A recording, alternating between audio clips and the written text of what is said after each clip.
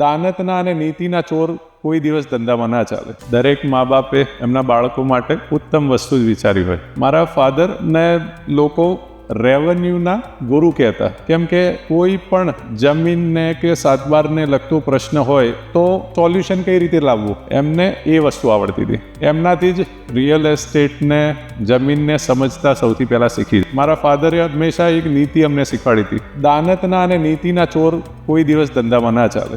એટલે હંમેશા નીતિ ચોખ્ખી રાખવાની અને જે બોલ્યા છીએ એ એનો સમય આવે એટલે કરવાનું. મારા મધર અમને બંનેને સુવડાવતા હોય તો એ વખતે કહેતા કે એક દિવસ છે ને તમે બંને પોતાનું પ્રાઇવેટ જેટ લઈને ફરશો અને બહુ જ સરસ ધંધો કરશો. એના જોયેલા સપનાઓ અમને વારંવાર ટકોર કરતા કે ઓછામાં કે ઓછી મહેનતમાં આપણું ચાલશે નહીં. કેમ કે જેના મધર અને ફાધર નીતિ અને પ્રગતિ સિવાય જો શીખવાડતા ના હોય તો એ બાળકોનું ભલું થવાનું જ હતું અને સક્સેસ તો મળવાની જ હતી.